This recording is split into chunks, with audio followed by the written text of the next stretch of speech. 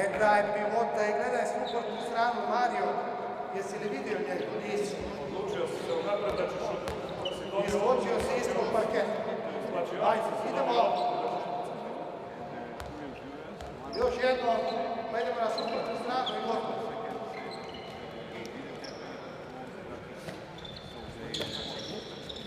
Tako je, tako je, tako je. Bravo, bravo, bravo Stipe. To je to. Odlično, Mario. Idemo suprotna strana.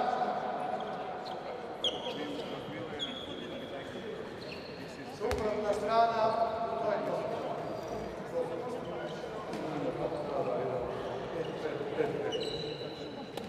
Ajmo.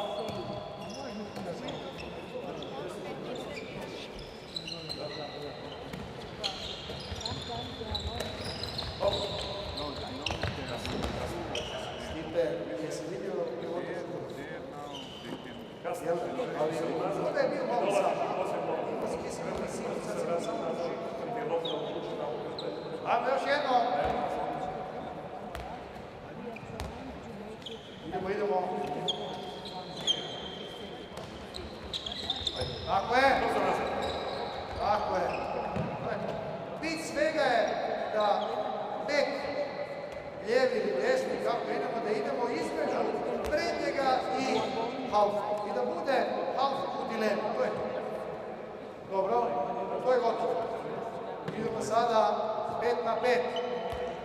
Jednu sitnicu ćemo pokazati 5 na 5. Šta još Rusi su radili prije, što smo je potpuno zaboravili, a što ja mislim da je super efikasna, a namjerno želim pokazati 5 na 5, jer u biti nikakvo rješenje kad se desi 5 na 5, a desi se to na utakmici, nema. Nego samo nešto upadamo, 1 na 1, lopta ide dalje, a ovo tu su stare stvari, vrlo jednostavne i po meni efikasne. Ajmo, idemo, dakle, bit svega je lopta tamo, idemo, lopta ide na krilo i sada u ovom trenutku kada lopta ide na krilo, di si Stipe, molim te, pomakni se tu, idemo tu, blokada, idemo dalje Stipe, dođi s ove strane, tako je, stalno Stipe, tako je, i krilo utrčava i to je. Jednostavnije ne može biti, ali smo to sve zaboravili. Ajde, idemo.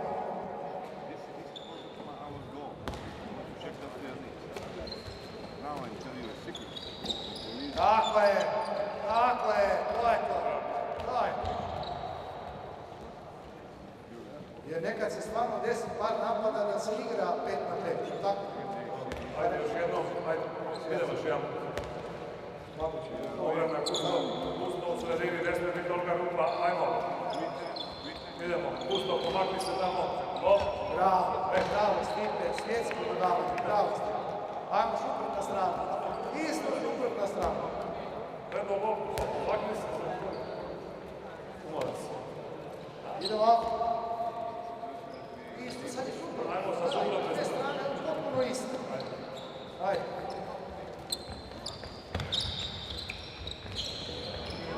Pa idi na šut. Ova, buongiorno, ajde. Idemo. Solucija samo jedna, čekaš krivo.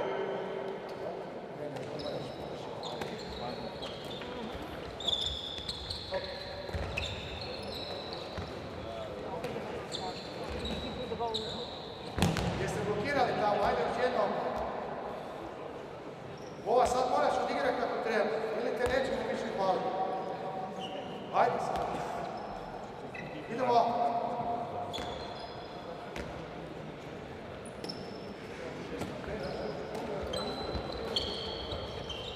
Dobro.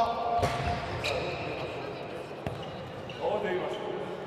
Čovječe, moraš skočiti izvući odavde kao da nešto ti već si odlučio da ćeš da moraš ići polu kroz liniju da možeš prestati.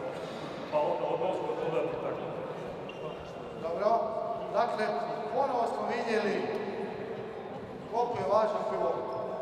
Ali to ne bi ništa ispalo neka prednost, ne bi ispala da je on tamo stavio i da nije utrčavao. To je.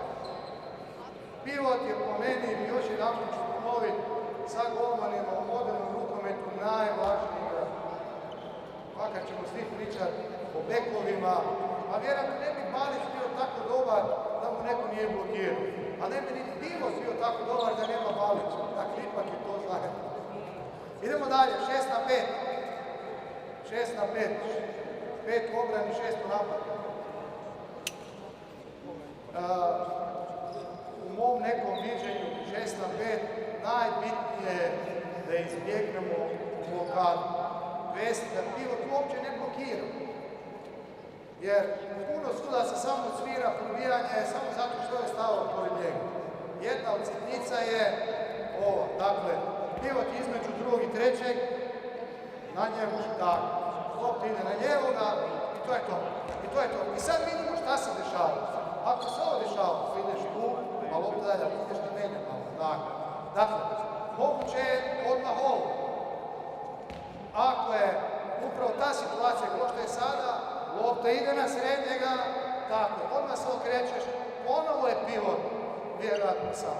Ako nije sam, ako dvojka stigne kaman, idemo, lopta ide dalje. Ne treba, na krivo ne ide lopta.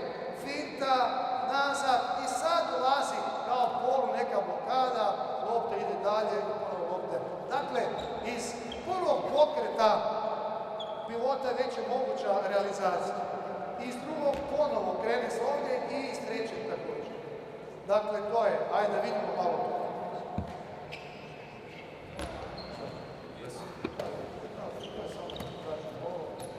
Ajde, idemo lijevi bek.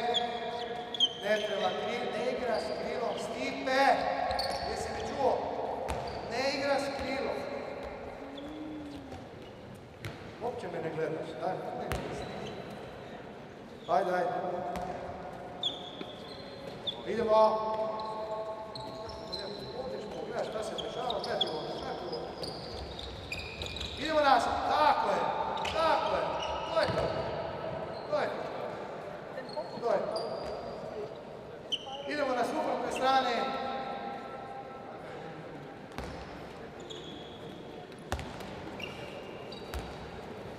Pazi tamo sada.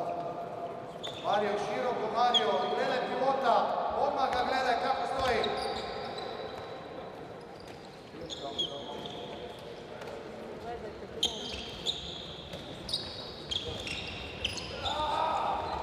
Vidio Kirilo. Čuj, sad ovo ti je, ovo je idealna situacija da si, bude tamo, pazi, ti si previsoko, stani u tu poziciju. Evo, to je tvoja pozicija. Ovo je tu uopće ne briga ovdje. I sad je samo da li će ti Mario dati loptu od voda ili neće. Ali ako ti ovako stojiš, onda ti neće dati. Pripremi se, stoji 50%. Ajmo zadnji put. Gledaj malo. Još šire. Jako šire. To, evo. I ako se sjećate prije je bilo jako puno dodavanja direktno iz krila. Upravo ta situacija je bila, to je prvi onaj Kojka Šakijević, oni Rusi su to počeli. To je bilo sasvim normalno dodavanje iz krila prije na pivotu. I to je manjak modernog rukometa. Ipak te stare stvari ipak nisu bile baš samo tako loše. Po meni. Hoćemo još probati nešto? Nemo. Profesore. Evo, došli smo kraju. Profesor Canjuga je stigao noćnim letom iz Beča. Ja bih